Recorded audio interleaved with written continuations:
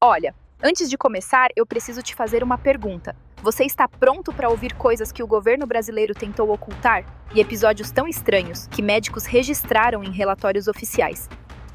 E mesmo assim, ninguém conseguiu explicar. Se você veio aqui esperando história inventada para viralizar, relaxa. Isso aqui é bem mais estranho que isso. Mas se você quer conhecer casos reais, documentados, casos que fizeram cientistas coçarem a cabeça, militares mudarem de versão e autoridades simplesmente pararem de responder perguntas, então fica. Porque o que você vai conhecer agora não parece real, mas aconteceu. Bem-vindo ao canal cheio de ideias. Respira fundo, porque o que vem a seguir parece improvável. Mas, calma, no final isso tudo começa a fazer sentido. Sim, quando o assunto é OVNI, parece que essas coisas só acontecem em filme, ou muito longe daqui. Mas, surpresa, o Brasil também tem uns casos bem estranhos. E não é só aquela história de vi uma luz no céu e achei esquisito. Aqui estamos falando de gente que diz ter tido contato direto dos que fazem você pensar. Ok, isso aqui já passou da parte da coincidência. Então, antes de sair procurando mistério pelo mundo, vamos começar aqui mesmo, porque um dos casos mais estranhos aconteceu no Pará, em 1977, e ficou conhecido como Operação Prato. E sim, o caso é bem mais estranho do que o nome sugere. Pescadores começaram a relatar ataques durante a noite, mas não eram peixes, nem assaltantes, eram luzes que desciam do céu. E antes de você pensar, histórias do interior, espera, porque o que aconteceu ali foi registrado por médicos e investigado pelo próprio Exército Brasileiro. Os relatos eram sempre os mesmos. Durante a madrugada, um feixe de luz surgia no céu e descia em direção às casas, às vezes fino como laser, às vezes largo como holofote. Quando atingia alguém, as consequências eram estranhas. As vítimas acordavam com queimaduras circulares, 2 pequenos furos na pele, fraqueza extrema. Essas luzes bizarras foram apelidadas localmente de chupa-chupa. Já pensou você numa situação assim? Onde não foi uma pessoa que viu, mas uma cidade inteira? Imprensa no local, pânico total. E o exército foi obrigado a entrar em ação. O nome da missão? Operação Prato. Prato por quê? Criatividade? Não, era por causa do formato do que as pessoas diziam ter avistado. A série trata o assunto OVNI com seriedade. Foram feitos 4 filmes e umas 400 ou 500 fotos. Parte desse material está disponível no Arquivo Nacional, para qualquer pessoa acessar. Eu fico me perguntando, o que estaria registrado na parte dos arquivos que não foram revelados? Mais mistério no ar. E falando em mais mistérios, num desses arquivos não houve consenso sobre o que foi observado pela equipe do 1º Comando Aéreo Regional. E essa conclusão poderia estar atrelada ao receio dos membros, em cair no ridículo perante os colegas. Comédia. Se você achou essa história de colares no Pará inacreditável, imagina quando você descobrir o que aconteceu em São Francisco de Sales, Minas Gerais. Em 1957, um lavrador brasileiro chamado Antônio Vilas Boas, daí o nome do caso, ele costumava arar a terra à noite, porque de dia o sol basicamente tenta te eliminar.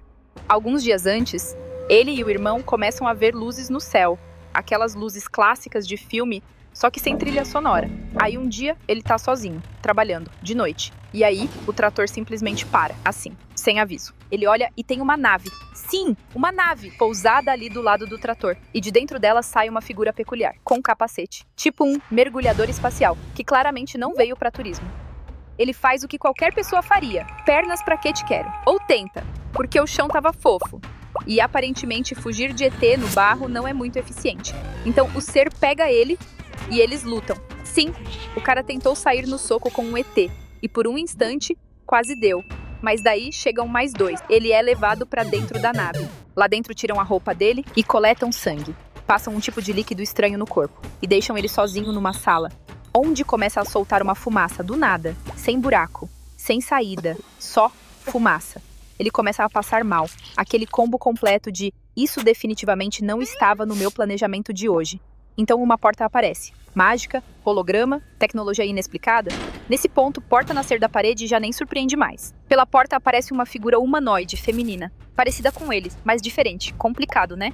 E aqui, a história fica ainda mais estranha. Porque rola uma interação, se é que você me entende, que sinceramente ninguém espera quando sai pra trabalhar na lavoura. Depois disso, ela aponta pra barriga e depois aponta pra cima. E vai embora. Simples assim. Como se fosse tipo... Hoje lhe usei. Doutor Antônio Vilas Boas, por gentileza, sim ou não, isto é, verdade ou mentira? O senhor teve relações sexuais nesse disco voador? Sim. Agora respira, porque piora.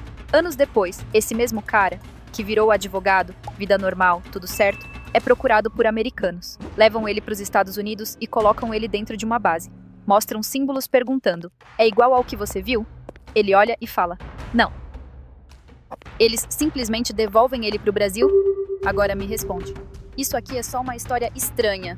Ou é o tipo de coisa que faz você pensar: ok, tem algo muito errado acontecendo aqui? Calma que tem mais história cabulosa aqui no Brasil. E aposto que essa você já escutou. Mas antes de eu te contar, se inscreve aqui no canal, curta, comente, compartilhe. Thanks. ET de Varginha. Sim, o mesmo que virou meme. Mas aqui não é só uma luz no céu. É gente de novo vendo de perto. Tipo assim, perto o suficiente pra você pensar: putz, essa visão tinha mesmo que entrar no roteiro da minha vida? 1996, Varginha, Minas Gerais. 3 jovens, Liliane, Valquíria e Kátia.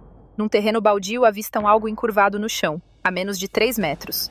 3 metros, não é acho que vi. É, se eu chegasse mais perto, dava ruim. E antes que você pense: ah, imaginação. Algo curioso é que as 3 deram depoimentos separados. E o detalhe estranho: tudo bate. Pele marrom escura, meio oleosa, cabeça desproporcional, olhos enormes e vermelhos, sem nariz, sem orelha e 3 saliências na cabeça. A criatura estava viva, tremendo e com um cheiro forte. Daqueles que você não esquece nem se quiser. Uma delas disse: eu olhei nos olhos. Eram vermelhos demais. Não era nada que eu já tinha visto. Ok, até aqui, dá pra dizer, 3 pessoas assustadas. Justo. Só que aí, a história começa a ficar difícil de ignorar. Mais gente viu. A polícia, os bombeiros, o exército, todo mundo apareceu. E não foi pra observar, foi pra recolher provas. Nos dias seguintes, testemunhas relataram movimentação estranha, captura, transporte, silêncio. E aí vem a parte que quebra o clima de é só história. Um hospital da cidade recebeu algo, em isolamento. Funcionários viram, confirmaram. E depois, silêncio absoluto. E aqui entra um detalhe que apareceu quase 30 anos depois. O neurologista Ítalo Denelli Venturelli, da cidade, resolve falar. Ele afirma que viu a criatura dentro do hospital. Segundo ele, o ser estava vivo, calmo, com aparência incomum. Agora segura essa parte. Um dos soldados envolvidos na captura, Marco Elixerese, pouco tempo depois, fica doente com uma infecção grave por um micro-organismo desconhecido e morre. Agora junta tudo isso. 3 testemunhas com relatos idênticos, mais de 80 depoimentos, movimentação militar, hospital envolvido, um médico que aparece décadas depois dizendo: eu vi. E uma morte que ninguém explica direito. Então assim, ou foi a coincidência mais absurda da história, ou tem coisa aí que simplesmente não fecha. E o melhor, o exército nunca confirmou, mas também nunca desmentiu de verdade. Reflete comigo. Brasil, casos diferentes, pessoas diferentes, épocas diferentes. E mesmo assim, os padrões começam a se repetir. Operação militar, médicos, testemunhas, documentos. Fica difícil colocar tudo no mesmo pacote que histórias como o ET Bilu. Busquem conhecimento. Que, aliás, até hoje ninguém achou esse conhecimento, né? Hahaha. Ops, voltando ao foco. Se aparecesse algo assim na sua frente hoje, você ia atrás para entender ou ia fingir que não viu e seguir a vida normalmente? Eu sei qual eu faria. Gente, definitivamente, o Brasil não é para amadores. Se esse vídeo fez sentido para você, se inscreve no canal. E se não fez, se inscreve também. Canal cheio de ideias, onde o improvável faz sentido.